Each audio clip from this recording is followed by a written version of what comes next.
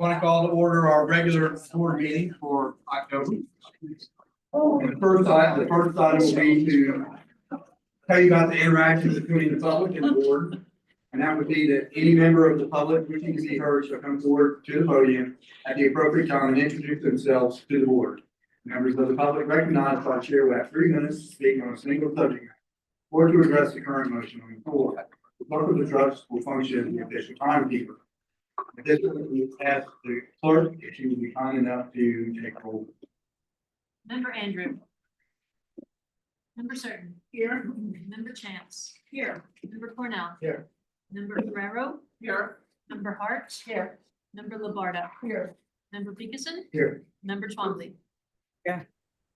Okay, and Member Twombly is on the line and she is participating in trying to help the hurricane recovery. And so she qualifies for an extraordinary circumstance. So if anybody would like to make a motion allowing her, that will allow her to participate. So we have a motion, we have a second. Second. Yes. Okay, we got a motion and a second. Any discussion? Any public discussion? There being none, all those in favor of the motion say aye. Aye. Those opposed, motion's unanimous. And Member Twombly, we welcome your input.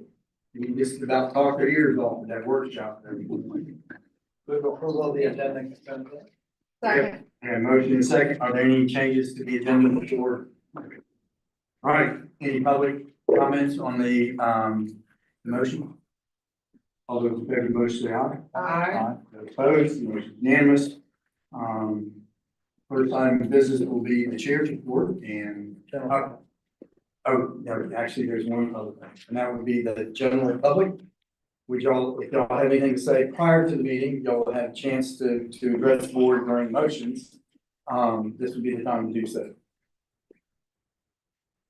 Okay, all right, moving along. I want to say, chair's report, and I want to start by, first of all, you know, the last meeting was a pretty lengthy meeting, and there was somebody who was supposed to give us a report on the sponsorships, but we kind of zipped right through that.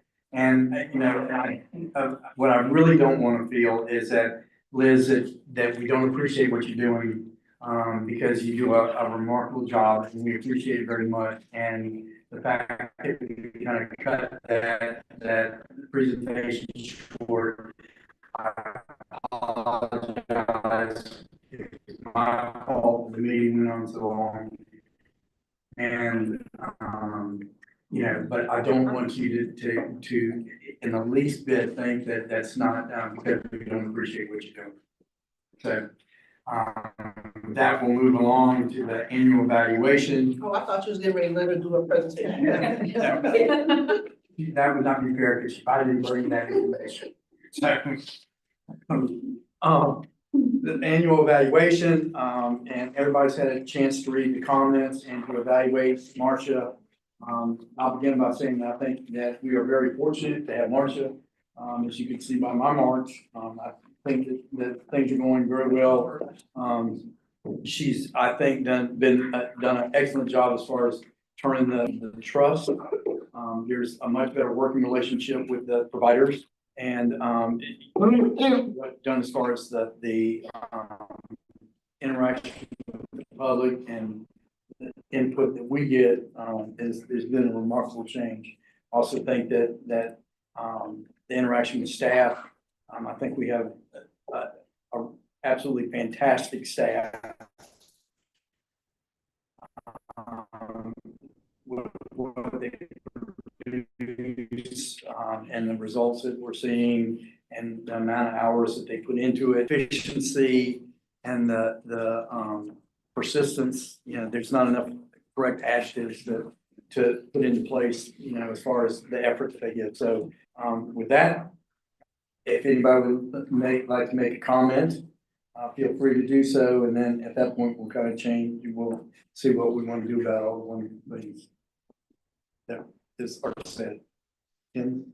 So I'll jump in here. I don't know if any of y'all had a chance to read my comments, but I've been a county commissioner now, I'm in my 10th year, and I said to my colleagues at the county commission, at our last meeting, I actually shared Marshall's self-evaluation. And what I said publicly was, and I've had a number of excellent administrators, at the library, at the county, at the career source. And what I said was that her self-evaluation was as good as any I've ever seen. And after just 2 short years, it really shows, how blessed we are as an organization and as a community to have Marshall back home. And I wanted to just publicly say that.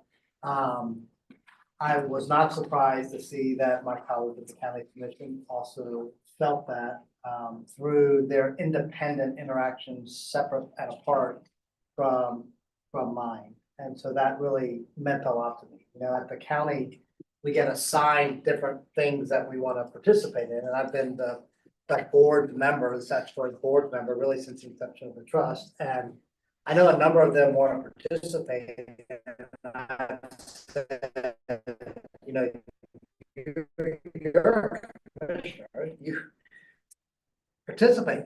Yeah, just participate. And they took me up on that last year, didn't they, Marcia? And so she's had a number of meetings with my colleagues. But the biggest impact that I've seen is really within the community and turn the corner from when Colin was here. And I don't have anything bad to say about Colin. Colin did a great job of standing up this organization. Marcia has done an amazing job of getting us to a strategic plan to state and really making our trust, not like any other trust. We have the University of Florida. We have people that attend these meetings regularly. 2 of them participate in the workshop, 3 of them participate in the workshop. But thank you. You know, they are giving of their time and talent, and her leadership is just outstanding. I want to hear from my colleagues, but you know, we don't really have a mechanism for. We have a mechanism for evaluation. We don't have a mechanism for really adjusting the contract of the executive director. I will tell you what we have done at the county commission with, at the county commission, we hire 2 people. We hire a county administrator and we hire a county attorney. They hire everybody. And so, they too have an executive contract and their raises just mirror the county's raises. What we have done at the county is every 2 or 3 years, we've kind of stepped back and said, is your pay correct? Is it the right 2? And so if the board agrees with this, I'd like to propose a modest adjustment to Marcia's salary. She's dying right now. Trust me when I tell you, she hates this. But this is the only way to do it in the public. This is how we have to do it. And so I want to hear from my colleagues, but if I hear kind of consensus on that, then I'll make a motion to accept our evaluation and make a modest, small adjustment. Okay. Anybody want Maggie, you to want say? to say something? No, You go. No, you go. no. I know, I think Marcia's done an excellent job. I think the community is more engaged than it has been in any time prior. And I think we are, someone I spoke to recently said y'all are actually functioning like a board now, which I think in part is due to Marcia. So I agree that she has done a really good job, an absolutely fine job. And y'all don't have to say anything you don't want, so don't feel like. I was just waiting for somebody to start. I didn't realize you just wanted to go around, sorry. I don't know, I was thinking if Kim was, we don't have one, like we said. You're not saying anything you don't want to. I think. That's what the evaluation is. Marty, I said.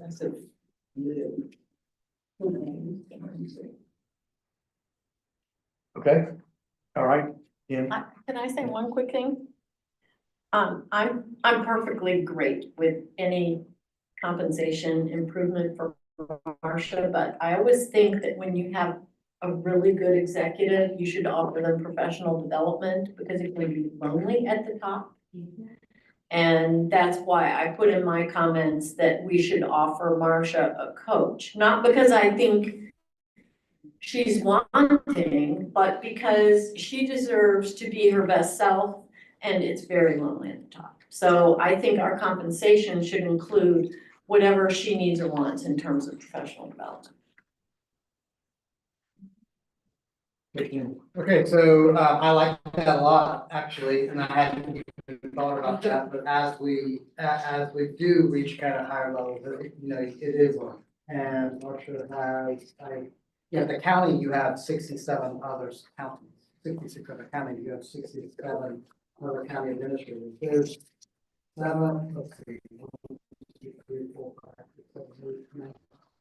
There's like 9 or 10 other trusts, and so it's a small kind of group. I've said that I think the work that our staff does at the trust is as important as any job that exists in our. I've heard 2 stories of board members today that I didn't know about and it touched me.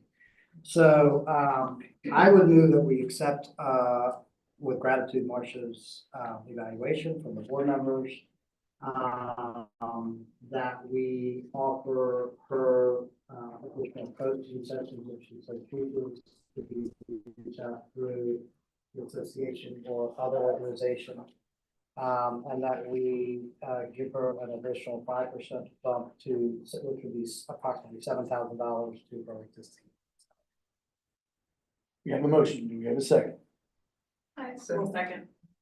Okay, we have a motion. Could I, but when you say coach, I would say, I heard more professional development. Yeah. Okay, discussion? Is that like a term? Yes. Professional development, sorry. Okay, discussion? Public discussion? Yes. You want to come back after the public?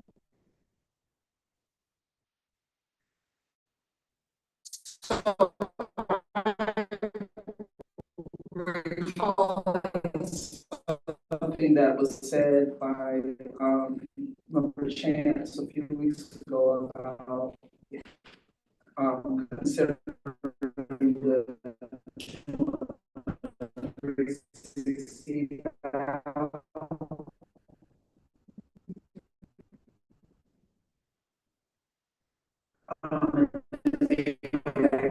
be part of, I'm not sure about you guys, how you all feel about that. I think your self-eval was very complete. I like that because I can't always recall everything, it's long 12 months. So, so that helps me to kind of, oh yeah, that's true. If I make a note, I have a notebook where I try to go back through, I don't always take all my notes in here. Sometimes I leave it on there. So that was good, but I do think possibly doing 360 eval and getting feedback from your team as well as from us, in the community. Yeah. And I will say that the professional executive coaching I had was in tandem with the 360 review, and it was really helpful, really helpful. And May add that to the motion. Professional development, which will include not be limited to. We pay for it. We pay. Doesn't come out of our. Of course, no. Okay, I like that. Okay. Public input. Good afternoon. My name is Bishop Chris Stokes, and I am the Executive Director of the William A. Stokes Community Center in Niconosis. And I just wanted to stand and comment about the support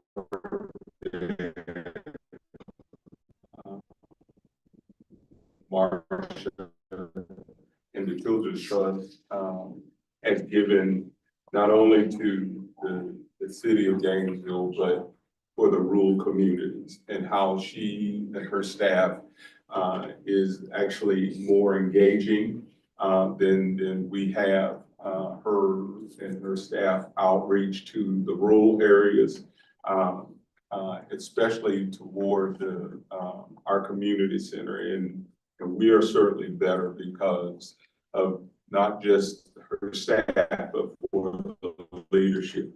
And I just wanted to say thank you to her and to thank you all, and to be able to go back and read the comments that were, given to her. And then from a community standpoint, to say thank you for her leadership and to thank you all for what you just did for her, because she probably will not accept it. But thank you all for what you did for her, and to say thank you for what you do for Children's Trust and for the rural areas. Thank you very much, Pastor. Anyone else? Okay, back to the board. Any further comments? James. Thank you. Next item, Madam Executive Director with. Well, first, let me say, thank you to the board, for your continued support. It's been a full 2 years, and, truly from the bottom of my heart, I want you all to know that there's nowhere else I would want to be than right here with you. I am on calls weekly with other EDs, and I often sit there muted and trying to keep my jaw from falling in. Their communities are not our community. The heart that we have for children and for families, and that we do is very unique to a representative of children and families at home. So let me say that to you. Thank you. This process is very difficult for me. I can get up in front of people, I can talk in front of people, I can do all the things, but I don't like talking about myself, and I don't like people talking about me. So from the bottom of my heart, thank you, thank you, thank you. The leader can't be successful without having good people, and to a person, every single staff member is a rock star. So if I am able to go out into the community and do all the things that I do, it's because I have a Christy Goldwire in the office, on the phone, on Zoom with the team, making sure that things get done. I have a Scott Sumner who is looking at our budget, thinking about trends, walking into my office and saying, hey, I heard you say this. This is how we make that happen. And then so on and so forth. Every single person that works for the trust is here because they want to be. And I am grateful to them.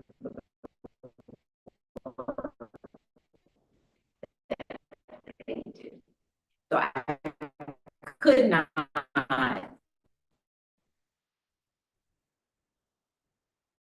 receive any kind of accolades without saying that to my team.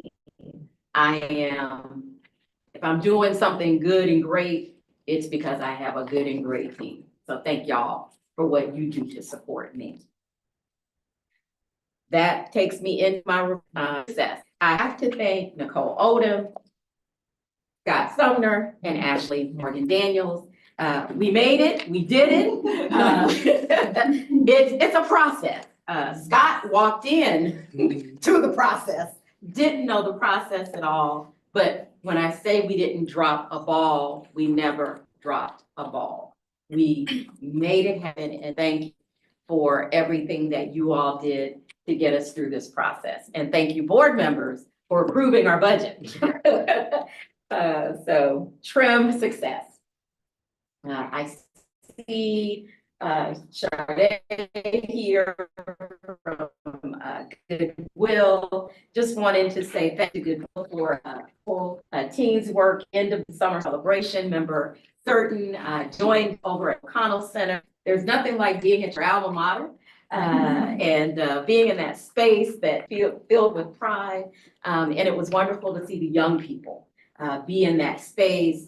We were taking photos, some of them were that end of summer celebration. So again, thank you, do a shout out. She was Ramona Jackson. She is the chair of the Education Foundation, and she did a great job for us in speaking to the young folks. Renovations and new tenants. The boardroom / training room is coming along. About done? No, halfway, okay. I go in there every morning and I open the door and I peek inside. But they have started, they've knocked out walls. If you're over nearby, come in and see it. We expect maybe, I'm hoping, we will be able to have our December meeting in our new space if all goes according to plan. And the perfect storm of renovation starting and Guardian Ad Litem moving in. It was all the same week, within a day or so. So that wasn't the plan. We make president really happy, right? Guardian Ad Litem is with us. They are having fun, shifting from space to space. But we're all in the building together and we are excited about this new partnership. And then finally, we have a new team member, Dr. Amy Wagner. Amy, stand. She is our new full-time research planning evaluation coordinator with our Bonnie. Some of you may know Dr. Amy. She has been working in this community with a number of our providers as a consultant, doing research for them. So that makes us happy because they already know her. There are relationships that have already been formed. But certainly, we're excited to have her be a part of the team. That expands us a little bit, gives us a little growing room, having her and Bonnie with such an extensive background. So welcome, Amy. I told her this makes it official when I get to announce her, recognize her in front of the board.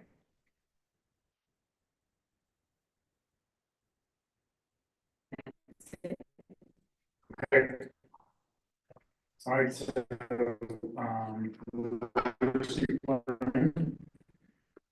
for the update. Yes, sir. So I just wanted to bring this to the board. We had a conversation with Lassinger about the December deadline. If you all will remember, they got started officially in April.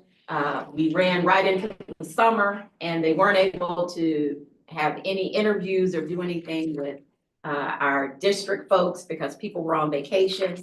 They have just now begun those surveys, interviews, and then we'll be ramping up into not enough time. So they've asked us to come back to this board, to the school board, and to Board of County Commissioners to ask for an extension. Our hope is that we would be able to February meeting and give you all the update and then the formalized plan with March. So the question until second. Any discussion? All those in favor of the motion say aye. Calendar 2025. You have opportunity for lunch. Guess what? He'll be in the chair. But yes, 2025, you'll see the calendar here. This year, not meeting in January, we not have a meeting in July to give our break because it's tough to put together our board packet and to bring folks in. It's just really difficult. I thought it was the third Monday. I thought second Monday, okay. July, many folks just take summer off. We thought, Matt shakes her head, to just give everybody with our budget and all of that. So it gives us a little break as well. And then I want to bring your attention to the April dates. I'm asking for a shift in the April date because Children's Week is the 13th through the 16th in Tallahassee.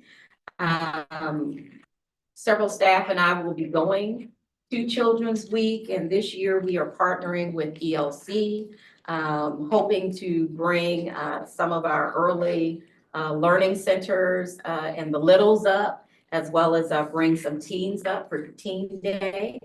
It's really difficult to be here and there at the same time. So I'd like to just to 8-7. We didn't see that there were any conflicts with school board or any of the other organizations here in town that meet. You check this, you check We did. the spring break calendar? We did, spring is in March. I can't remember because we It's had. March 17th to the 21st. Yeah, thank you. 17 through the 21st. So I'll move this calendar for dates. With no meeting in January. Right, as proposed. And I'll second, second with the change to the April meeting. Yes, all three of those, skipping January, skipping July, and moving April. Okay, a motion and a second. Do we have any discussion? Any public discussion? There being none, all those in favor of the motion say aye. Aye. Opposed? Motion is unanimous. I do have a question of November's meeting. When are we meeting for next month? Oh, the 4th, Because of Veterans Day. correct. Probably can make it. November the 4th. I mean, I can do the 11th. The 11th is Veterans Day, so it's gonna either be the 4th or the 8th. It was gonna be the 4th or the 8th. That's why I was asking, because I had this. Yeah, I have it on. Okay, we're doing it on the 4th. So, Yes. Sorry for you. Okay, so next item was the adoption of the policies. So, Somebody just make a motion. We already, on the bylaws, and all of moving, we're moving the annual meeting. from January. No, from January. I'm sorry, January back to December. Yeah. Yeah, that makes actually a lot of sense. Second. A motion second, any discussion? No discussion, the new chair will oftentimes may see the past chair. Tell him, make sure he's here. Something. In December? I'll be here in December. Okay. January, I won't be here. That's, I won't. Where you going in January?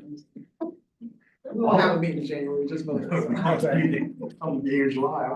All those in favor of the motion say aye. Aye. Opposed, motion carries. Okay. Moving right along. Next item is, oh, yes, okay. So Thank we, so we come forward and kick us off. Good afternoon. Belita Jane, contract manager for Peaks Extended Year Pilot. And I will have, I'm waiting for her to get my presentation up, and then we'll start on the history.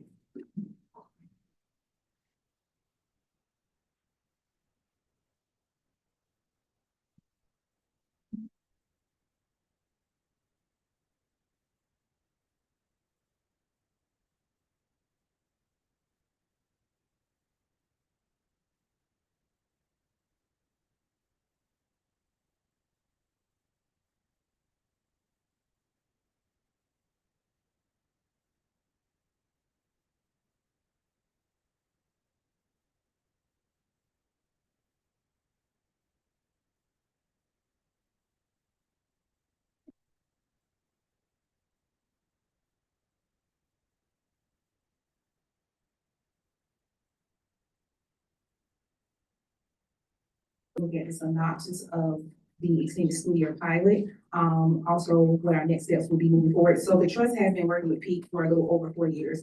Originally Peak partnered with Williams Elementary doing after school hours at their physical location. And then moving into services in person as well as virtually through our continuation funding. Remember, that was a 9-month contract. And then moving into 2023, Peak received a contract term for a year to continue to provide these services. And then in 2024, their contract was extended for 6 months, followed by a new contract for an additional 6 months for the extended school year pilot.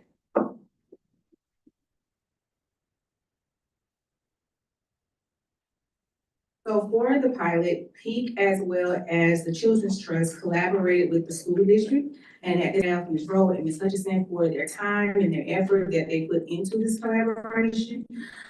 In preparation for the ESY pilot, the trust, Peak, and the school district met several times. Also, meetings were held with the principals at Shell as well as Stephen Foster Elementary. So at this time, I will allow Leah Gallion to come. I will return to give staff recommendation. Thank you. Good afternoon, everyone. The next, worked with two schools, Shell and Foster Elementary, from June 3rd to June 27th. So ESY is extended school year. These students back in third grade, specifically those are the kids that we were targeting.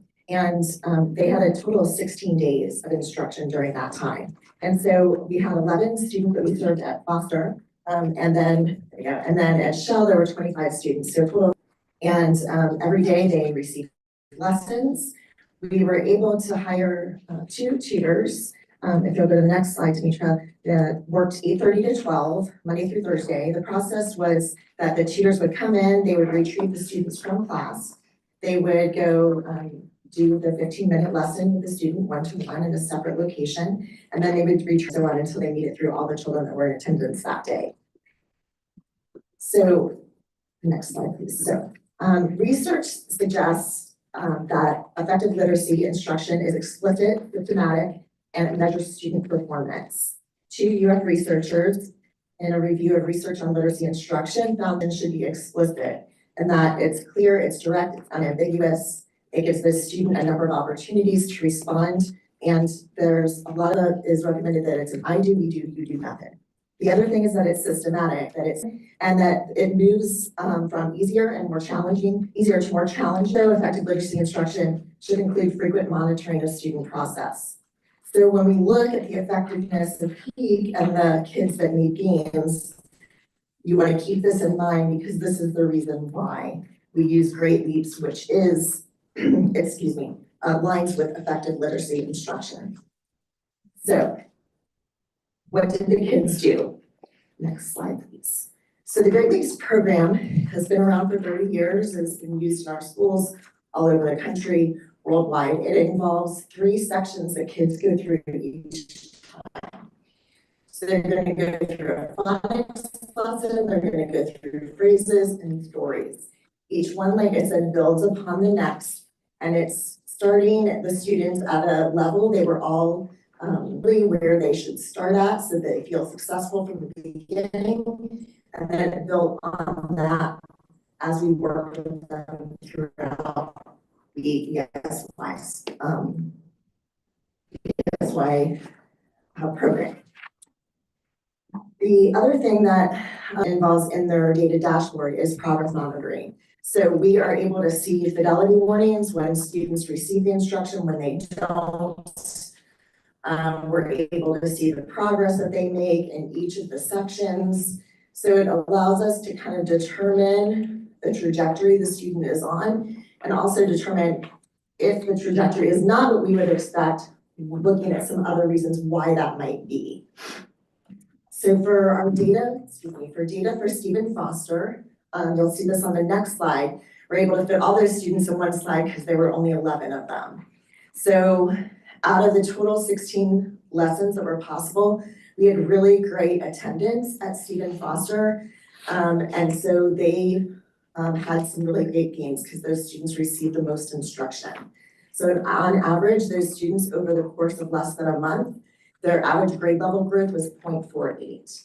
So just to kind of give you an idea of over the course of a year, we would expect a student in third grade starts at a 3.0 grade level, and by the end of third grade would reach a 3.9 grade level. So they're ready for fourth grade. So we were able to achieve almost a half a year of growth. Some of them you can see grew almost up to a year in their reading level during that time. Yes. Those last 2 students on there their starting grade level was 4 and 5. They ended. So, and all of these students were third graders that were in jeopardy of being retained or having been retained? Yes. So there, and there's a reason for that too. So some of the, what you're looking at is a piece of what kids need to know. Okay. So when you're looking at fluency, it's not the end all be all of everything kids need, it's a piece of the puzzle. So very likely in that case, the fluency level may have been higher, but as far as, what they needed to be promoted to the next grade, they likely needed some other targeted intervention as well. Okay, next slide. So the next two slides, these are broken down into two slides because we had 25 kids at Chester Shell. Attendance was a little bit more challenging at Chester Shell. And so if you'll go to the next slide, Demetra. We still experienced, the kids still made some really great gains. 3 years of growth in that 1 month period of time. Next, yes. Any insights of why? Was that a difference? Why the attendance was different, I do have some thoughts on that. One is that Shell is kind of made up from kids from a larger area, a larger space. So you have kids coming from longer distances, so if they don't come, they're just not there. Foster, it's just their program, their school, we've been in there for 2 years and it's just run really, we've got kind of a rhythm that goes along with that. We didn't have a whole lot of, this was our first time at Shell, so we just didn't have a whole lot of parent engagement from the beginning. And yeah, it was really just the attendance, and there were multiple reasons why students said they didn't make it. Even during the school year, that's one of our schools that has. So, reading gains. So the percent of students demonstrating any progress in reading over the phonics, so the data that you looked at was based on the story level data. That's how we kind of tell like, hey, the student is making progress. But a number of our students were ESL students. And so they may not have made those larger gains on the story data, but they made great gains in the phonics. And so 100% of the students made gains that we worked with. We were also able to do an outside assessment. One of the things that the trust funded this time around for us was a program evaluation, which was extremely helpful for us to be able to find out who we're serving, what we think we're doing and what we're actually doing, right? And so we had the outside metric of using a Tower 2 for pre and post testing to show improvement in student scores.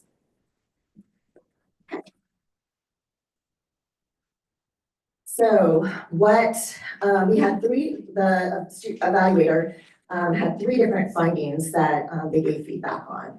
One was, does student reading improve? And clearly it was a yes as far as the students and tutors go. So one of the students said, when I was in 3rd grade, it was really hard for me to read. When I started Great Leaps lessons, it got easier. It helps me with the big words. It's helping me learn words and other words that I don't even know about yet. And then the tutors, we get great feedback from our tutors. One of them said the child I'm working with struggles with not only reading, but self-confidence. Because of this program, he's improved in his reading skills and has also found his voice. And the student is one of the most determined readers I know. She's determined to learn how to sound and say the words on her own. Her reading It's so much better. It's so much better, thank you. Like I did read it on here, thank you, it's so much better. Next finding. Finding number 2 was that supportive, caring tutor-student relationships correspond with learning. There's a lot of research out here on this, and that it's really important for students to know that the people that are working with them really care about them.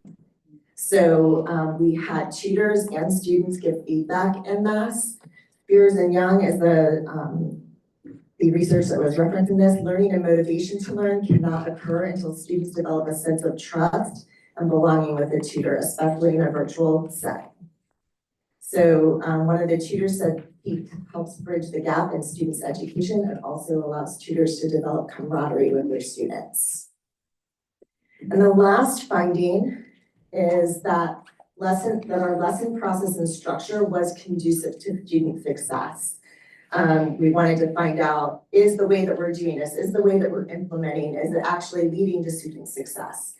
And so we had feedback from school, employees, and they said peak literacy is fantastic, just the extra reading instruction, the extra intervention, the one-on-one. And then another feedback that we got was the team is very open to getting feedback from schools and provide an individualized approach to meeting the needs of each student. They know that students have a deficit in the area and are often reluctant to practice it, but by giving students constant motivation and feedback, they're encouraged Persevere. to persevere and challenged instead of shutting down.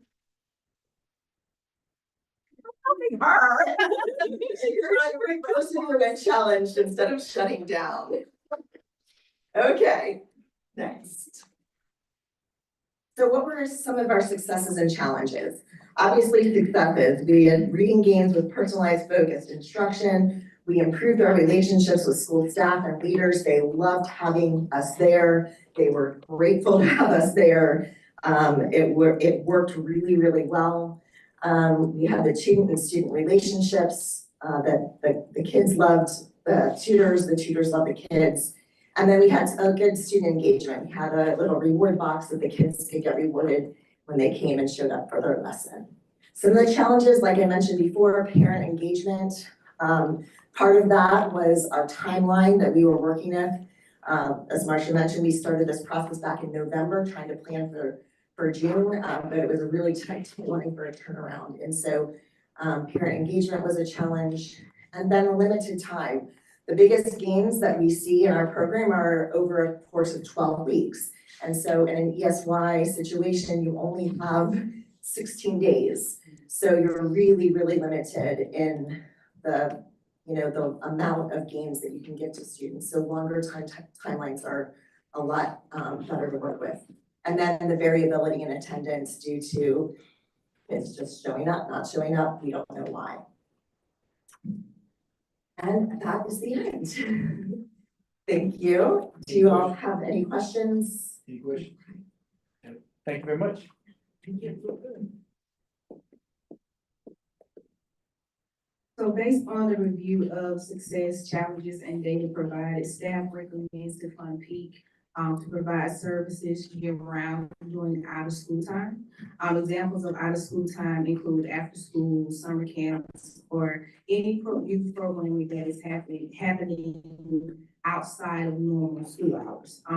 We conclude this recommendation based on the following. The importance of providing additional support to students needed outside of the school hours, to keep that consistent parent engagement and also long-term retention. And if there are any additional questions, our team is available to answer. Any questions? Yeah. So, yeah, as the county commission member, I will say this is probably one of, if not the highest priority of it. I know collectively, unanimously, they are really focused right here. I think the results are extraordinary after such a short period of time. I mean, really extraordinary. So congratulations on that. The slide that really stuck out to me was finding two, learning and motivation to learn cannot occur until students develop a sense of trust and belonging with the tutor, especially in a virtual setting where you gather that trust so quickly. But obviously this has to be long-term. The students have to know their tutor. As they know them, they won't still attend, they just, I've seen it happen. And so my only question really is the staff.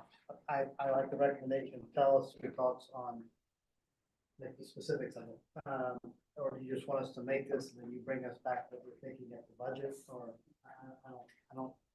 We have already decided on the budget for peak. It's in our fiscal year 25. And we had already budgeted.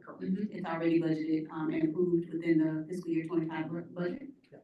As well as continuing to work with her where we see the experience with parent engagement, longevity, with those tutors, more attendance. How many schools are we talking?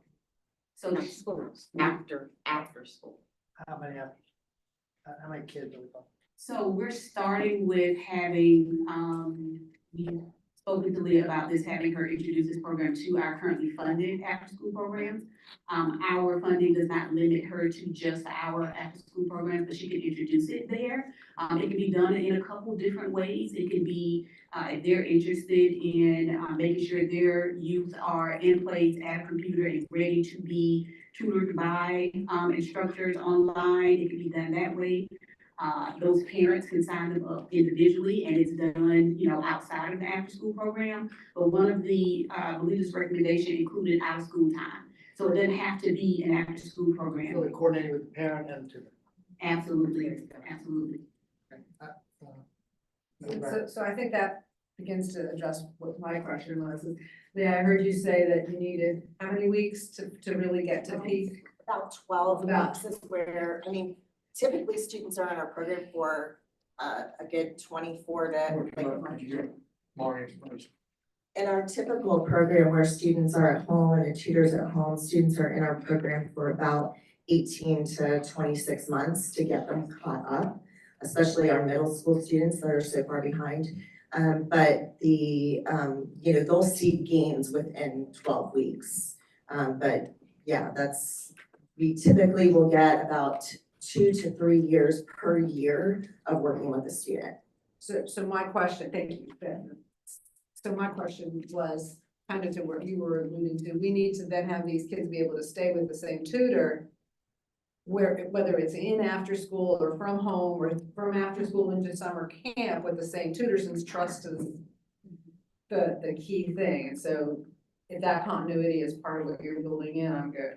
I think that, based on your volunteers, do you see the longevity with them being for that length of time? So many of my tutors have been with me for all 4 years since we started.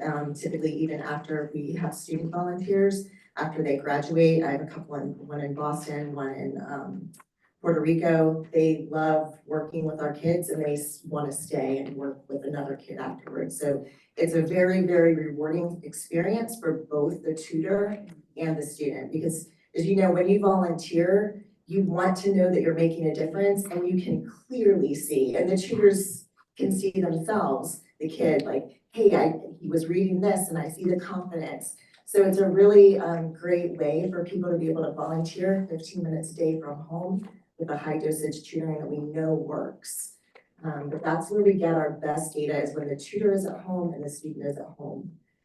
I will say though that it does leave out a group of kids that don't have parent advocacy to sign them up and fill out the forms and make sure that they're getting on. So there's a group of kiddos that we're missing that, in the after school environment, we can get some of those. But again, those parents have to sign those kids up for summer school as well. So the school implementation was really great because we get those kids that without that, they would not have gotten peak literacy. So for summer, did you do this in person? Because I got the impression it's in person. This summer was in person. Okay, so the out of school space, and we're thinking of students if they would be there. Have you thought about EDP? Have y'all talked about that? I know that's attendance is kind of jagged there, janky there as well. No, that was my suggestion, that would be able to go into the longer, like over the summer instead of the ESY. Again, you have different metrics that people are looking to meet, and third grade reading scores is really, really important. So that was kind of why it was decided we would go there. That was, The original discussion was for EDP. Mhm. but we were kind of, directed to what is The the ESY. Right. So So again, but we were able to continue. In fact, one of the Children's Trust staff continued on with 2 of the students from Shell. Actually one student and then now her sister, and was able to tutor those from home, and those kids have made gains greater than what they gained. We offered the opportunity for any student to continue, and so we've been able to continue with some of those kids. Again, we have, I think, 3 from that program that parents did what they were asked to do to enroll them for further But certainly long-term, you know, having that relationship going, the longer we have, I mean, it's a no-brainer. The longer you work with a student, the more gains they're gonna get, so. Okay, Dr. Last one. Now, did I understand you to say that all of these children at Foster and Shell were in danger of not being promoted? Correct. And what happened? So, I don't have the data on Shell as far as who went forward and who went on to fourth grade. But in Foster, well, I will say this, so in Stephen Foster, we worked with those kids, we worked with 10 of those kids from January to April. Out of those 10 kids, 7, that's why we didn't have as many summer schools, 7 of the 10 did not need to go on to summer school. Then we had those 3 that still needed summer school in addition to the other kids that we didn't work with. That was, they made up the 11. Out of those 11, only 1 stayed back. And they were ESL learner with very, very limited English. So in my mind, that is huge. It's huge, huge. And you should have told us that right at the front. Well, I was reporting only on the ESY program. That's what Because the that's trust what funded. our pilot, so she already had a program where she was working with Stephen Foster. Our program was for her to work with the kids in the summer for that limited amount of time for those specific days to see what our gains could be. But in my foggy little mind, and I hope it's sort of like Tina's foggy little mind, the goal is for a kid to read at grade level by 3rd grade. And if you've achieved that, holy moly, that is really good. So of those 11 foster students, 10 of them went forward, only 1 was retained. Correct. That's all. Mhm. Yeah, and we That's have That's- graphs and data on those kids that made those gains. That's how you should. You should have started that. When you sell them, you gotta leave with that. No, she was doing her assignment. We all know that Great Leaps. We don't. Well, we do. We're learning. We're learning. However, we have to remember that there's a lot that goes into being in the classroom. She had already developed a relationship with the principal, that already existed. She had tutors already embedded. For us to do that in other schools, it was gonna be a much, a really heavy lift. And so understanding what the program can do, we wanted to recalibrate and bring it into, as we said, our after schools, giving other programs an opportunity to do the same thing, because in theory, we're still gonna get the same group of kids. It's just going about it a different way. Yeah, And that's no disparagement on, the district, because I believe district staff, they really tried to help us, make it happen in the way that we wanted to make it happen. Yes, I will say that there is so much room for growth and so much more that we could do. This is not hard. The Great Leaps licenses are $26 a license. It is not expensive. You take volunteers, but it takes leadership to do this.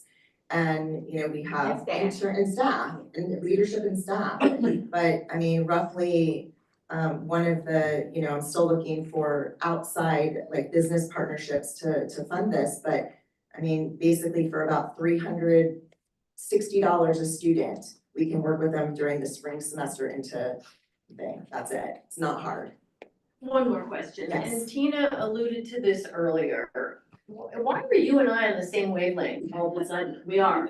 You mentioned, Tina, that why can't we have some of our youth who need employment in the summer be these volunteers? So we did actually have a TeamWorks volunteer. He was super sweet. He did a great job. Came in and we worked with him. The problem with this was the timeline, because TeamWorks doesn't start until mid-June, and we had that 6 weeks. we had like 16 days. It was like just not, the timeline didn't work out. But I mean, But TeamWorks. hold that thought, because there are kids in middle school and high school that need to collect community service hours in order to get their scholarships, right? Their bright futures. Why couldn't we offer this to them and why couldn't they just provide a giant? We do, and we do, we have high school volunteers, college volunteers, I have professionals. Right now, I think we have 50, I think we're like 48 volunteers, we have 58 kids, 48 volunteers. I have another, we missed 2 trainings because of the hurricane, but I have another 27 volunteers ready to go. I do not lack volunteers, like I've got those connections. I lack the capacity and the funding for staff positions to oversee and make sure this thing rolls out correctly. And that's why you're coming to us? Well, no, I was Yeah. reporting that you have to watch it. We've already funded. They already funded. Yeah, this is an update We're on our funded. pilot that we had over the summer. But she's already funded for this upcoming year. Okay. So do we need? More, an expansion is what we could, you know. You were just being asked to receive the Yeah, this is- update. You don't need a motion. No, there's, we funded, but I do have a question for. Yes. So some of those kids only had the 16-day. Correct. So what you've essentially shown is that a mega dose of this. So focusing on kids that have perhaps not been enrolled and now are at risk of failing, which might engage their parents' attention a little bit more clearly if your child is at risk. And you need to lead with that. You leave with that, and you do this concentrated dose. They're back. And those results. You need to Are document that, because being- that's a whole different application of this. I'm just thinking a little bit of research and a little bit of evidence-based practice, and you just now have practice-based evidence, which I love, that suggests it needs to be looked at more, that a concentrated dose of something can have a huge impact on a child that's about to fail. And it's even better because some of them weren't there. And so they. But the ones that were did really well, Oh my right? God. Right, Right. Right, but I mean, So- so we look at a half and a quarter, which is even better. and that, you know, this because dosage thing is a huge, intervention dosage is a huge deal because it affects cost and capacity. If you know that you can do a briefer intervention and get a result, now you have more kids that you can. And I understand you don't wanna dilute the whole program, and I'm not asking you to do that, but I'm saying it provides evidence that you can do an intensive intervention with a select group of kids and have a really beneficial impact. Which I think, and Dr. Lane has been doing that for years with the SAIL program and, you know, and Great Leaps was in the school years and years ago. I mean, this is not new. I'm not doing anything No, new. it isn't. It's been done before, it's just not under Are you saying concentrated. that the school board said, hey, we have 500 kids that we need to do a super dose to, and we have one-time fund balance funding, and we say, yeah, so let's figure this out. Is that what you're saying? I wasn't, but I could go there. Let's not go there yet. No, I was, But I was just really encouraging them to look at this as an opportunity to document an intervention and to collect a little bit more data to really support it, duplicate it with several really Right. high-risk kids, groups of kids that are, you know, and now you've got more evidence to support it, and then we can talk about. That's the next step, right? So with this little bit that we got for the research, the evaluation was kind of step one of the qualitative research. I need capacity building to be able to get the quantitative study done. That's where we need to go. That's what I need. I need And it was a quantitative, I have the connections at the at the UF College of Education. I have the interns, I've got everything I need. It's the money to fund what I need done so that I can build the capacity and say on a piece of paper, you know, we have this, but I need. Right. That's what we I'm with need. you, Ken. Yeah, and about, just to give you an idea, if we were to do an in-school implementation, it'd be about, with the research study, it'd be about $50,000, would cover 180 kids from January through June. $50,000, 180 kids to go into the school, that's three schools, Foster, Shell, and Rawlings. And that gives 60 kids evidence-based lessons every single day. You'd see about 2 years of growth. You'd likely wipe out summer school. District really could do, That's it, I mean, Okay, you're saying not ready, why? no, Shell's and Hawthorne. How are we? we've asked Leah to do some things to prepare And so Leah's going to do those things so that we can prepare. And we And then feel I'll bring it good back. about where we are right now with what we're recommending to you. She's already talked about capacity building. And so once that's been done, then we can come back to you with an opportunity to broaden this. But the Stand there goal, about 10 minutes and. the goal from the very beginning was for us to do Okay, I got it. exactly what you talked about, which was for her to be able to scale this for a number of schools. And we're just not ready yet. Yeah, and settings. Yes, we're not ready yet. I'm ready whenever you are. I'm ready. I know we can do it. I've got the principals that want us there. We've established good relationships. It's not an indication that the school is doing anything wrong. Yeah. It's just a lack of capacity for teachers to give that one-to-one instruction that we know these kids need. That takes them and gives them that confidence to get, to engage more in class. And so I think we've got a really, the trust, doing this pilot was really, really great for the relationships with the schools. We built it and the evaluation was phenomenal, done by Amy Wagner was our evaluator, which was fantastic. And so we've got a good start and I'm ready whenever you are. Thank you very, very much. Thank you. I appreciate it. Okay, so that concludes that presentation and now is our next presentation on that summer program evaluation. Bonnie again? Bonnie's back. Bonnie, let's see how we can terrorize you this time. So we have 3 programs actually that I'm gonna be presenting on. I'm gonna start with Teamwork, but each of the 3 programs is in year 3 of their funding with us. And it's been a pleasure watching them grow from year 1 because each of them have shown improvement from where they started to where they are today. But starting with Teamwork Alachua, next slide. I also wanted to take a moment to acknowledge Jordan Sutherland. She's our UF graduate intern with the Research Evaluation and Methodology program. And she's been with us since June and I couldn't have done this report without her. She's been instrumental in helping with this report. So our Teens for Alachua program, the goal for this program is to help support career exploration and make sure that our youth are living in safe communities. We know youth have barriers to getting employed, and then the youth employment rate among youth is higher than adults. And knowing that in this community that youth crime and violence is an issue, so exposing youth to positive outlets and opportunities for the connection is really important. And this is our logic model for how we would create change in that and get us towards our goal. The program model is presented on the next slide. And so Teens Work Alachua is 6 to 8 weeks of employment. They get up to 25 hours a week during those 6 to 8 weeks with a max of 150 hours.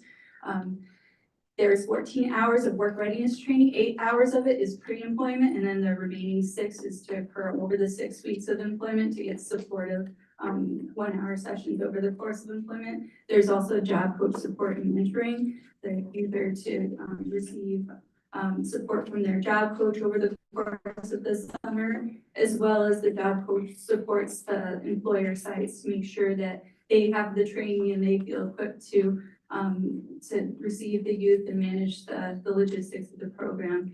The program also has a financial literacy component. They help you establish a bank account, set up direct deposit, and learn about financial literacy through the training part of it. On our next slide, we have our 3 years. So we've been funding Teens Work for 3 years. We've we've had about 215 in the first 2 years. And we really shout out to a substantial increase, not only in youth, but of course, that also means in job sites too.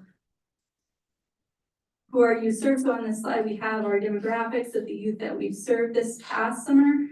The average age being 15.3 years old, and most of the youth being in high school, but the majority of the youth being in 9th or 10th grade. Majority of youth are Black or African American, and then followed by white, multiracial, and 1% Asian. Slightly more females as compared to males, and only 2% Hispanic, youth identified as Hispanic. On our next slide, we talk a little bit about geography. So on the top portion of the slide, we show where our work sites are located and also the number of work sites. So in our first year, we only had 42, and then we moved up to 62, and then this summer we almost had 100 work sites that accepted teens across the county. So the little dots on the map show where the different work sites are located each year. So and then on the bottom portion, we show our teens served by their resident city and zip code. So similar to where the dots on the map are located, or where the work sites are located, with our highest prevalence of youth served being from the 32641, our East Gainesville zip codes, and then 86% of youth served residing in Gainesville. Who are our teens work employers? We had a good mix of government, nonprofit, for-profit. You can see all the different logos, and I'm sure we missed a bunch of them because there's only so many logos you could fit on a slide. But even the Children's Trust of Alachua was a work site this past summer. So we had a good variety and mix of work sites. All of that, and so each of the 97 represents a dot on the map. I think there was about 80 organizations, but some of the sites, such as the library, have multiple locations. So these were our work sites that accepted teens and were our partners over this summer. So thank you so much to them. On our next slide, we get into our performance measures. So our how much performance measures, we exceeded all of them. We had the goal of 235 for teens hired, and we ended up serving 315. The average hours exceeding the target of 110, and the training hours exceeding the target. In-person job coach. So each team, we wanted them to receive at least 2 in-person job coach visits, and the average among the teams was right at 2. Our number of work sites exceeded that, and the visits with the work site supervisors. So that's the support that the work sites are receiving from the job coach. On our next slide, we talk about how well. Youth had a maximum of 150 working hours available to them. So we wanted to see how many of those youth worked at least 100 or more of those hours. And this past summer, 83% did, which was down a little bit from the previous summer, but still above the target. The work sites receiving the site visits, they're 97%, so 94 out of the 97 received 3 or more site visits. So that's an initial safety orientation check-in visit, and then 2 additional touch bases with the work sites. The work site employer satisfaction, that's an item where we ask their overall satisfaction with the team work program, very high level of satisfaction with the program. Below it, there's, go ahead. 72%? The 72%, so there's youth receive sufficient supervision and mentorship, and there was 2 ways we measured that. There was the number of in-person job coach meetings that occurred. So we wanted to see 90% of youth received 2 or more in-person visits, and 72% of the youth that completed the program received two or more, so that was below the target. I saw email was used in. Yeah, email This was was on not- my desk when I got here, but in the book, I noticed that the email was the most frequent way of. Yeah, and that's why I included that on the slide because while they received 72% received two or more in person. There was also other ways that job coaches supported the kids. They did send, on average, each youth received 10 emails from their job coach. On average, each youth received one phone call from their job coach. On average, each youth received 4 text messages. And there was even some video calls too. So beyond just in person reaching out and supporting the youth, but we did feel it was important to have the measure. Did you find that what you didn't see the in-person coach, visit from their coach, they had issues? I'd have to give that, yeah, I don't know that. Go ahead. The youth satisfaction with the job support, that's measured a different way. We asked that on the youth satisfaction survey, and we got 117 responses back from youth and 90 from the job coach. So while they might have not got the 2 sessions, they did still report high satisfaction with the support that completed that satisfaction survey. On the next slide, we get to our better off. The big one was the gains in work readiness skills, and we measured that concept 3 ways. So the first was the youth report they gained valuable work experience from the program, and that was from the youth satisfaction survey. 96% agreed that they gained valuable work experience from the program. The gains in the pre-post career readiness assessment, 75% had a gain from their pre and their post. And then the supervisors, they also complete assessment regarding the youth that they worked with in their work sites. So 79% agreed or strongly agreed that the youth demonstrated improvements in their work skills. So all of those were met. The average amount of money earned, as the minimum wage continues to go up and the work hours go up, they made that one. The increase of financial literacy, that did not meet the target. I don't know why. It's kind of perplexing because the items on the pre-survey, and I think I have it on the next slide. We ask, so the average score does go up. The max score among the 3 items that we asked them about financial literacy, it did go up on average overall, but the percent of youth that showed improvement was only 61%. And the items we ask about is things that you would think that we would see growth in among youth that are receiving the support from the program. In the paycheck. Yeah, how to earn money, how to save, credit and debt, things that you wouldn't think that your typical 14-year-old knows about. No, they do not. Potential contributor to this is 36% of Teens Work kids this year had been participated previously. So maybe there's some, if they already end up at the high point, they don't have much potential for growth. But overall, there was growth, and in the career readiness, we see a bit more growth and learning in those items. On our next slide, I have the supervisor assessment of youth skills. So this one is a tool that we didn't have last year, or we didn't have results on last year. There weren't enough completions to report out, but this is the supervisor reporting out on the youth that they supervise, whether they demonstrated punctuality, dressing appropriately, respectful communication, positive attitude, accountability, task completion, and listening to directions. So at post or at the program completion, there are very high rates of them saying, hey, these kids are demonstrating these important work skills.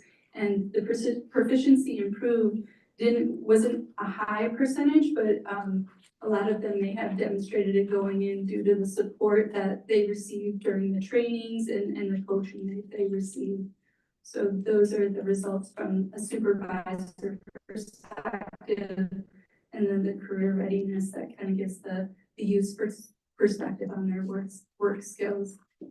The last components are the satisfaction surveys. So the youth perspectives, they continue to give very high agreement, satisfaction with the items on the survey. And then youth joining the program because they felt like it was a safe, easy place for them to work, help them get a sense of what a job is, and really for youth 14 and 15, this is their opportunity to earn money, get work experience, job skills, connections, and learn responsibility were some of the impacts that they self-reported on the tool. For the supervisors, across the items, the work sites, they join the program because they want to help kids, they want to provide work experience, they want to prepare the youth for their future, they want to keep kids safe. And so they host the work sites, and they host the kids to do just that.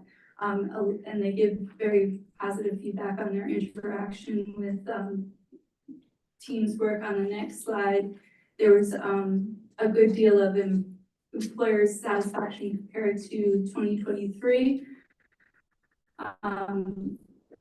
Training support, 78% agreed that they were satisfied with training and support. It was up to 97 this year. So whatever you guys did this year, there was a remarkable improvement.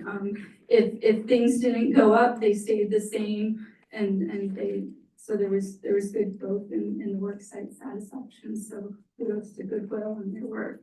On our next slide, so these are just the rundown of the results, the work sites, the teams, the training, the hours, the wages, the average hours worked, and the in-person meetings. So on our next slide, it goes over our key successes. So number of work sites dramatically increased, as did the number of teams. 83% of teams working 100 hours plus, so they're being kept in the program. They're not just coming the first day and dropping out. They're being able to retain for 2/3 or more of the program. Teams and employers reported very high levels of satisfaction, and that they're gaining valuable experience and preparation.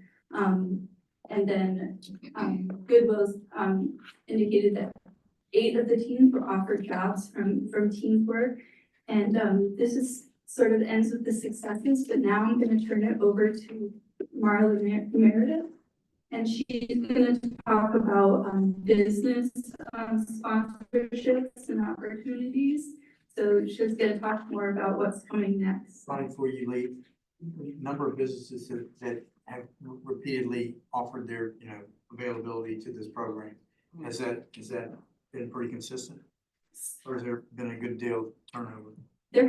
I wouldn't say there's a good deal of turnover, but I'd have to look at, I'd want to give you an exact number because I'd want to look to see. If you wouldn't mind, I think that'd be helpful, because that'll tell us a lot, that, what they're saying is what, reality. Actions are following. Yeah. Thank you.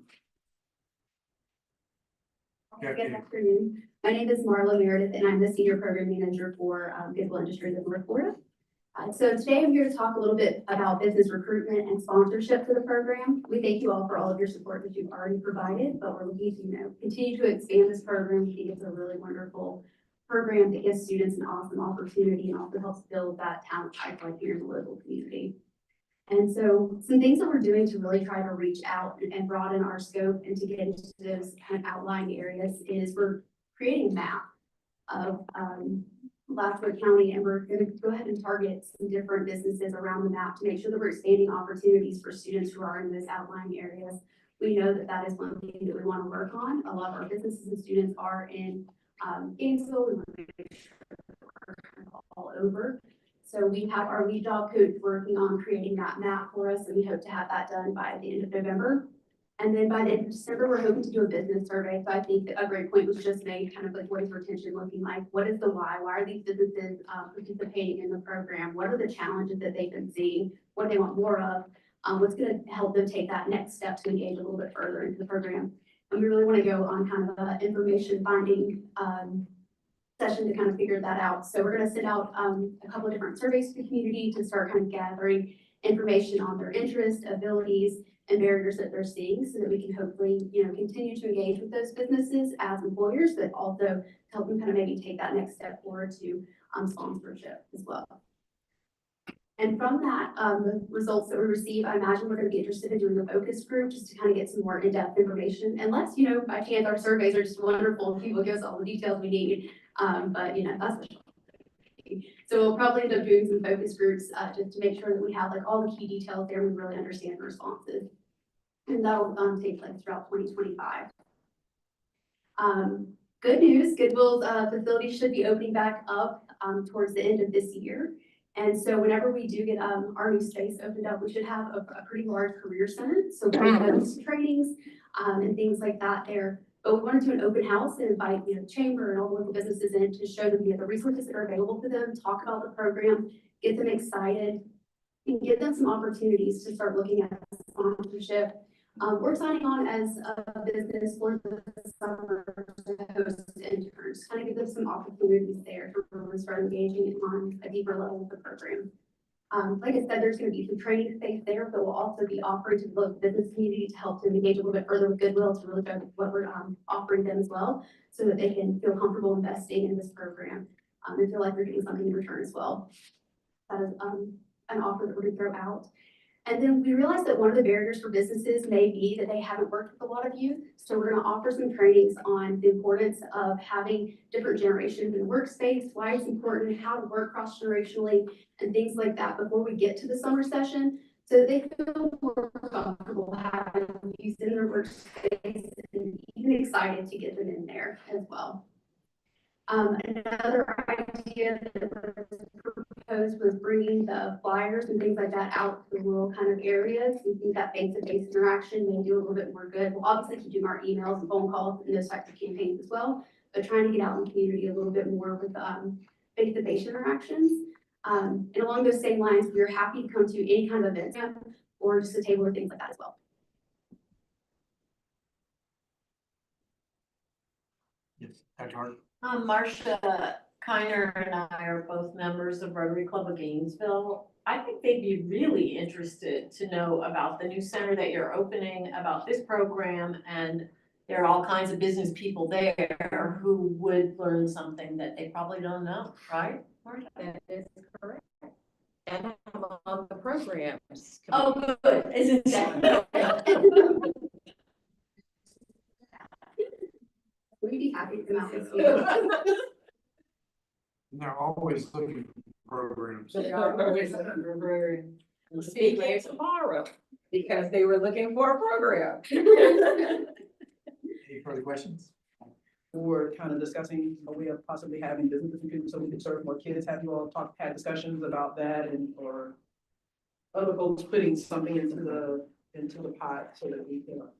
Yes, a part of her trainings and presentations that she mentioned today will include the opportunity to sponsor the youth at the work sites, whether it's at the work site that company's work site, or sponsor youth at other work sites. So that's a part of her presentation today, introducing them to the program, getting them out at the Goodwill site, and introducing those sponsorship opportunities.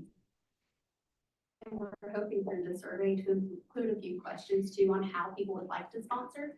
So giving them the opportunity to sponsor at different levels. We know that all businesses can't contribute the same amount. So we kind of want to come up with a model that works for everyone. So either supporting student positions, so sponsoring per student, or contributing to barriers funds. So helping students with a plan of different sponsorship levels essentially, so that all the different businesses can get involved in the way that makes the most sense for them.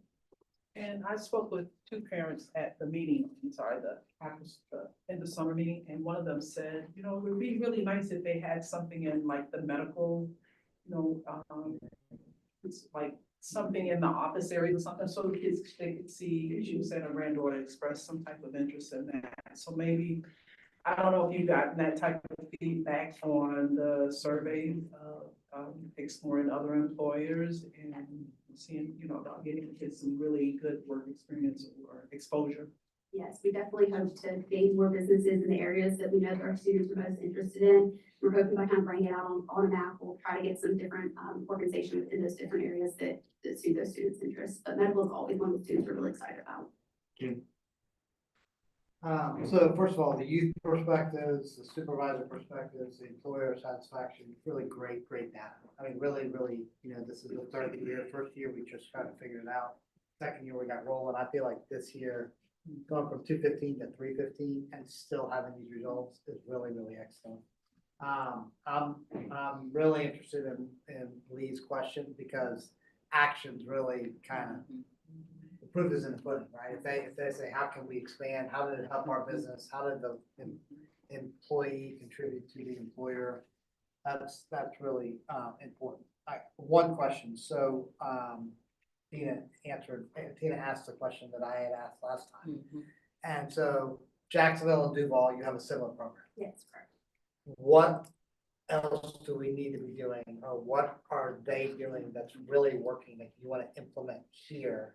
Because I'd really like to see this supercharged. I'd like to see us double the number of kids and have the businesses really kind of buy into this. When the trust strategic plan is heavily focused on the younger folks, and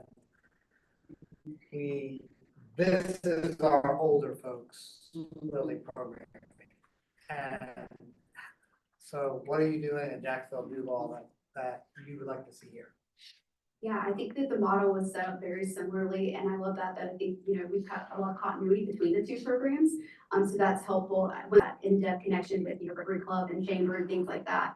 I think that's really helpful. So in Duval, something we do is we often bring the Chamber in for events in our spaces. It really gives the businesses an opportunity to get familiar with the programs that we have, so they feel super comfortable coming in. It helps us build those kind of corporate partnerships so that they will sponsor, and that's helpful.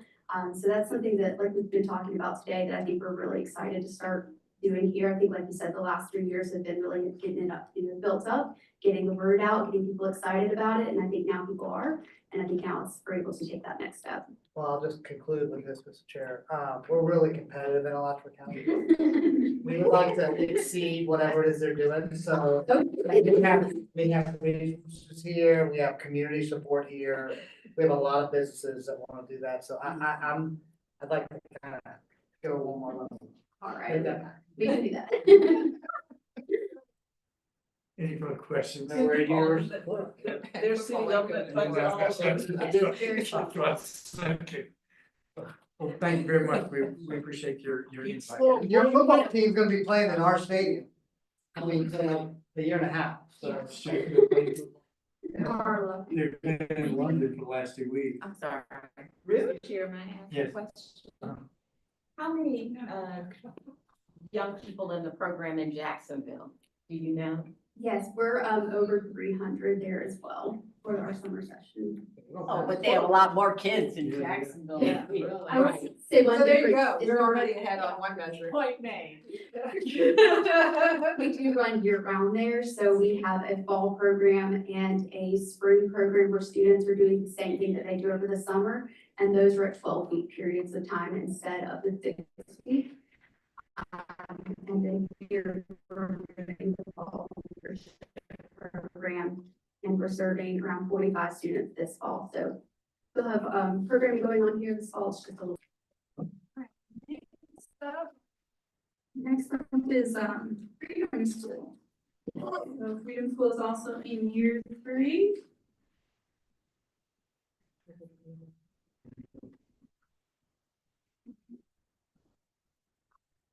Alachua Freedom School is one of 150 freedom schools across the country. They use a model developed by the Children's Defense Fund. They offer weekly field trips here locally in Alachua County. They offer another cool thing that they do is they have a lot of great parent and family involvement. And and civic engagement and social action. And the program serves children K through 12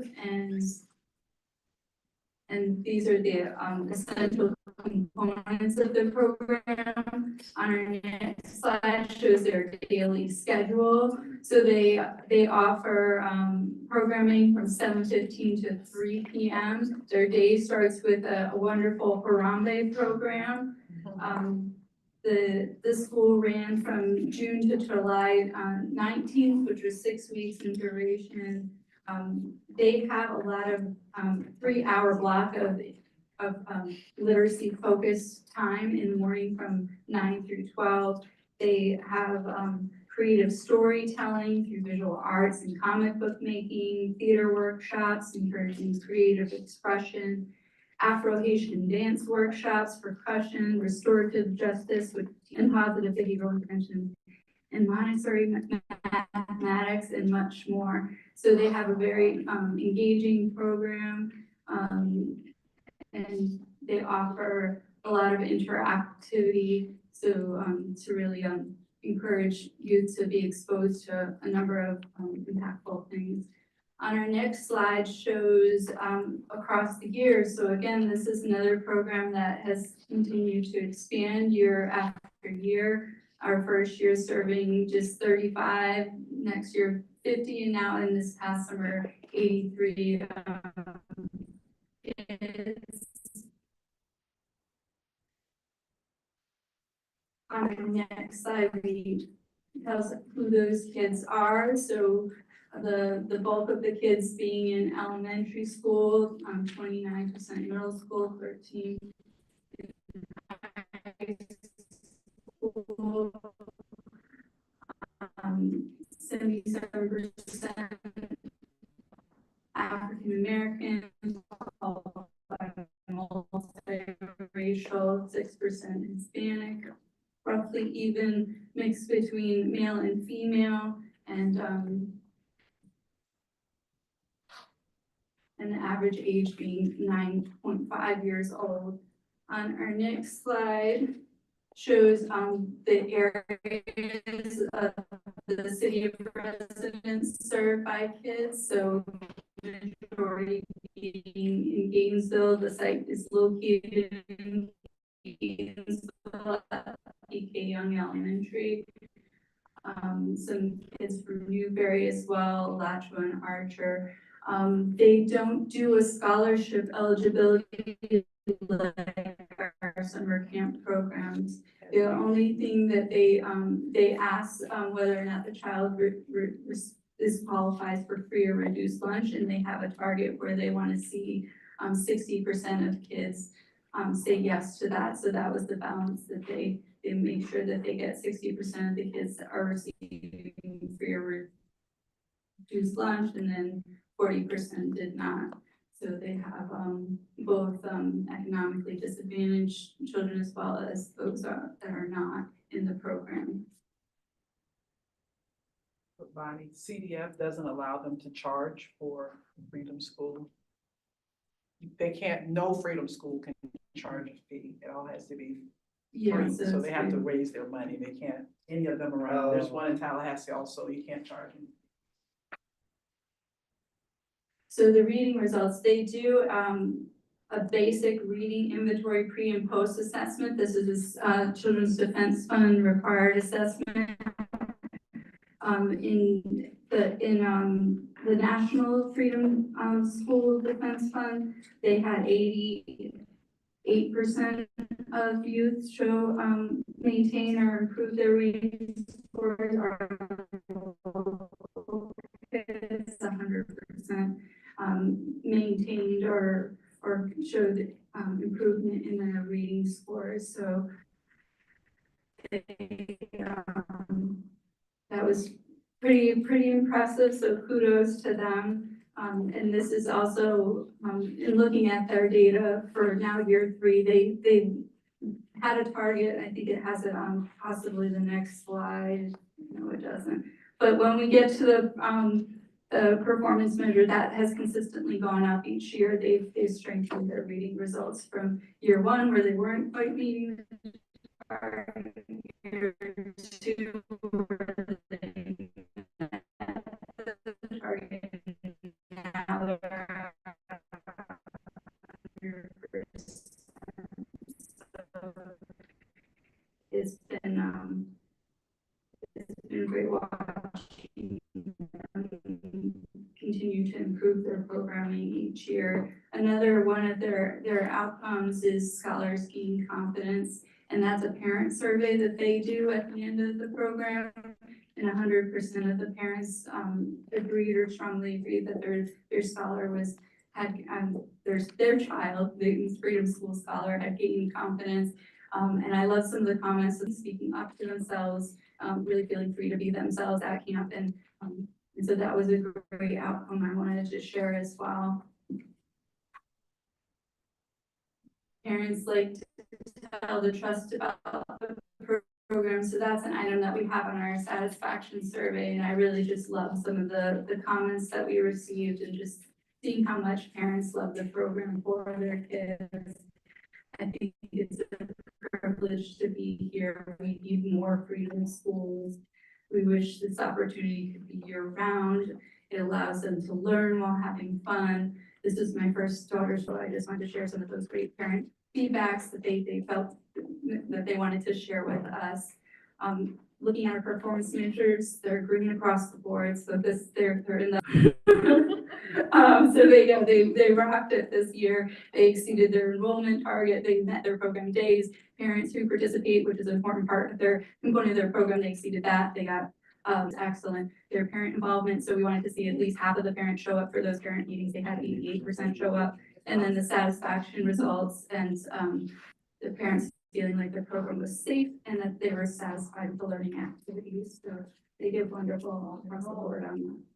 And that's pretty much it for Freedom Schools. We just shared some great photos of the activities, the dance, the professions, the story time, and let's say they're doing an arts class in the corner. So look how much fun we had. No. It's fun. I get a Robin one. The guy leading the I dance. Any questions for Bonnie? Okay, Jim. Yeah, so, 3 years ago, we did 35 kids, and we said, how do we do a lot more? And, I'm totally with you, Christie, to see how we can expand it, so 100%. These are amazing, awesome, Amazing. great results, mastering, all the things we're looking for, so really excited to see. Thank you. Bonnie, next one. All right. How's it to get to a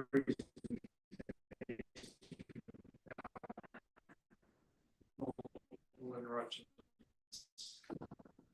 I'm just tiring you guys out now. He's figuring out how. There you go, the magic formula, tire them out. Last one, so we went kind of from our largest investment team for Alachua to Freedom School, which is roughly 114,000 to Midnight Basketball, which is a pretty small grant. Midnight Basketball is all in year 3, it's managed by the city of Gainesville. On our next slide, so in our first year, our target for Midnight Basketball youth served in our first year and second year was 125 within the Midnight Basketball sessions, and they exceeded it 2 years in a row. And then in the third year, when we were in contract negotiations, I said to them, "Well, you've exceeded your target for 2 years in a row. Do you want to?" And then they, for the first year, their number of youth participation actually went down. However, so their average number of session attendance that we've seen since their inaugural year, the youth are coming back. They're not just there. So there's 5 sessions that are offered between April and August. They were offered this past year at the Martin Luther King Center, and they occur between 8 p.m. and 12 a.m.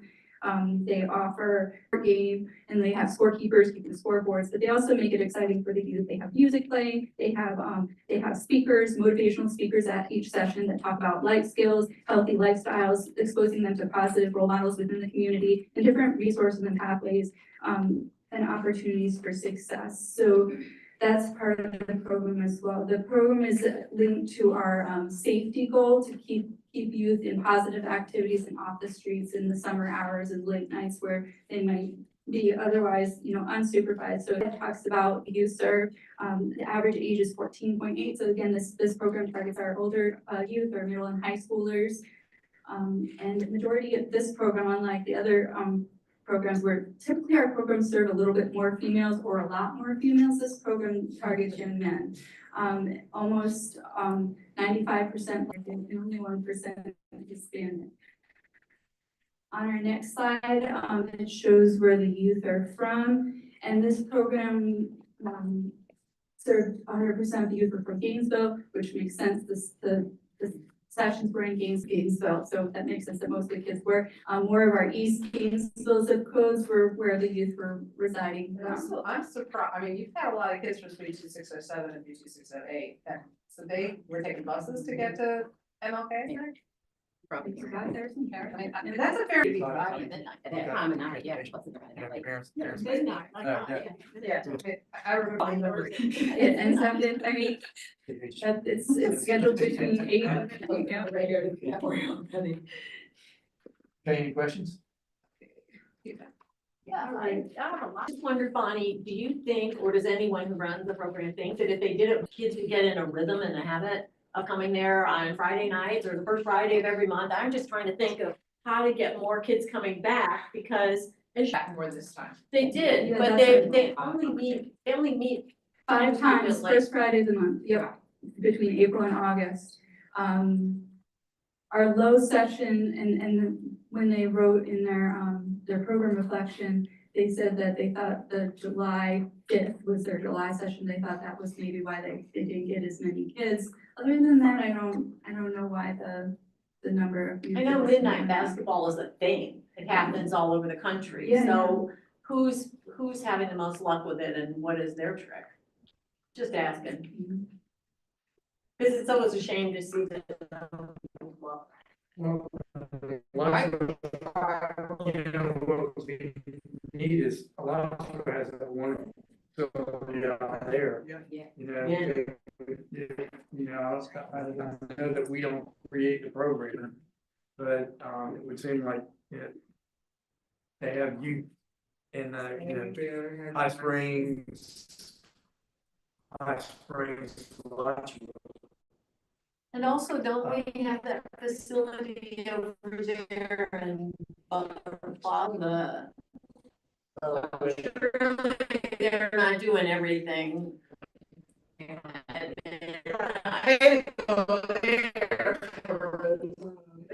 Well, yeah, we're talking about all these different locations, but remember, this is the city of Gainesville that's running this. The city of Gainesville has one. But we are talking also about replication and. Right. A couple of things. So you're right. We are thinking when we talk about that, we don't have much programming for the older kids. So if you all will remember, we just started our teen center with why expand into some things like this. We're also still planning to do some form of a sports scholarship countywide. So we do plan to bring more information back to you. So we're just getting started. We love midnight basketball opposed to growing midnight basketball. You all remember there was something called with Roxy having a discussion of heat wave. So I just think that there's more to come related to this and sports and safety, particularly in our goal 3. I wanted to see what the Alliance was going to come up with before we kind of jumped into this space and created all of these things. So that's why you haven't heard much about this from us. And what happened with Joe Kim Noah? I mean, it seems to me he wanted to do a basketball. So, thank you for bringing that up, Nancy. I received a text last night or night before that, Cure Violence Global, is receiving a grant from the Department of, I believe, Juvenile Justice to come into communities, Gainesville being one, Virginia and some other community, to do some work. So I expect, and this was apparently something they did on their own. So I expect that we're going to hear from them, as, this gets rolled out. And I know JJDP grant, those can be fairly large. it was like $3 million. Yeah. It was $3 million. Yeah. Joe Kim's program is basketball. Yeah. So I think there will be more coming out of all of that. I don't know what it is yet, but I did receive a text the other night from someone telling me that that grant had been approved. Yeah. Any further questions? Fine. Slide, if you have it. Go ahead. All right, hold that gavel. I've been sitting since 8 o'clock this morning. We do a very brief survey with the midnight basketball participants, the youth, and they gave very, very positive results. We had 74 youth respond, which is pretty good. Yeah. They felt safe within the program. They felt like the motivational speakers left them motivated. I asked them if they had the opportunity to meet new friends. That's because when youth are socially isolated, or they can fall into depression, or they can might maybe be more likely to, it's a protective factor for them. So we asked that question this year too as well. And whether they had positive interacts with youth in attendance, so 100% there. They complained about the prizes, so I guess the prizes weren't as good as last year. They wanted more nights. Some of them didn't like the security staff. There was a couple comments about that, but overall they really report high satisfaction for the program, the fun, the staff, the people, the vibe, and the basketball. So, Yes. So they say they had a 100% positive interaction with adults in attendance, but then they had some problems with security staff. Do you know? maybe they didn't see them as staff, possibly maybe they saw that the staff as the city of Gainesville staff, or I don't know. Were they concerned there wasn't enough? I think they didn't like that, they added maybe. I don't know, I don't know exactly, but it seemed like it was more, they just, yeah. They felt safe, that was their thing. Where the next one goes over the performance measures, with the only thing that they missed being they didn't get the 200. The previous year, that target was 125, but we were hoping because they had grown before. I think also in the previous year, they partnered with the YMCA of North Florida. They had some of their sessions at there, and then some of them at MLK. So the split between youth that might have gone there versus gone the other places, gone the other location, might have increased their number. But they offered all their sessions and they achieved all their other targets. So, any questions on midnight basketball? Questions? That looked like Bonnie did a great job. Thank you. Okay, so me, we're the general public comment. So if y'all have anything y'all would like to bring forward. Good. Sherry? Just saying. Okay. Just say hi, thank you. It's nice to see you out there. Okay, board member comments. Yes, Mary. I had, it ties back to the comment I made in Marcia's evaluation about community relations and advocacy. In my head, connected to these amazing reports on outputs and outcomes that we're getting now. I'm just wondering if it's time to not have them all liquid on the board book or on the website and start pulling out some data points and factoids and using them, social media, on the website. I could envision, like you're doing the, NPR brought to you by the Children's Trust of Alachua County, where 315 local teens were employed last summer, 94%, like, you could pull out some points and do some storytelling. Yep. Without, being overwhelmed with the forward to it. We are in process with exactly that. That's an example. I just did a video, a 3-minute video, taking $21 million, 50 places in the state, and put it in 3-minute video. I think you can do that. We would love to see it. Kirsten's not here tonight, but our communications team, we are working on kind of our internal strategic plan for, and you said it, telling our story, because that's exactly what we need to do. Yeah. Anything else? Yeah, I just want to say, Bonnie, these reports are just, God, when I think where we started to this is just such phenomenal information. They tell both the story and they back it up with numbers, so I just want to say well done. It makes it a lot easier for me to think through what I want. The data nerds here. Yeah, the data nerds. Well, I'm an information nerd, and that's what these do. They actually turn data points into information that us communicate and do what we're talking about. So. Well, what I think is really good is that we've come up with the performance measures with y'all's help. And we're actually can get that information now. I mean, we've come light years with that, and hopefully we continue to, and credit to y'all. I know we kept harping on it, but y'all came up with the actual methodology and the, the accountability. So thank you all very much. Anything else? Yes. You all should have had in your packet from the last meeting from the folks who spoke about gun violence. Several of you asked for information about the computers specifically. So there should be a 1-pager. There is supplementary gun violence in the front. It wouldn't impact. Gun violence prevention. Yeah, because it came late. It came over last week. And then there was all. It's in here. You have it Like 1 page. If not, I have. In the front, in the very front, in the vault. So it wasn't in my mail, so I can just No. give you one? Yes. It's attached to this. It should be. Oh, in your okay, packet I'm today. sorry, I didn't catch it.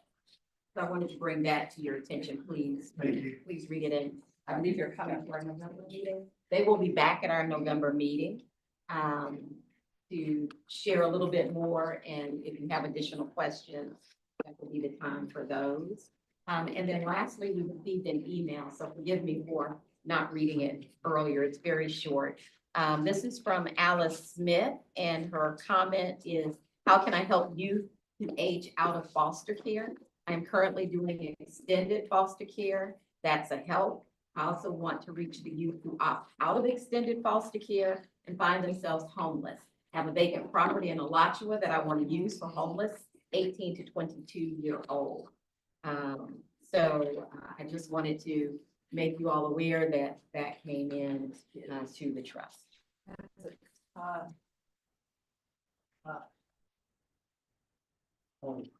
Okay. Actually, just one evaluation. I already found mine. I found it. Just one evaluation. I did one for the workshop, one for the.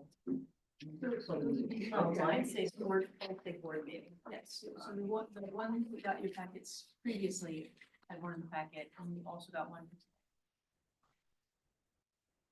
Okay, so. All right, Lee, go on and gavel us out. Free yourself. Free yourself. Yourself, David. It's that, you cannot install it. We made it. Sorry.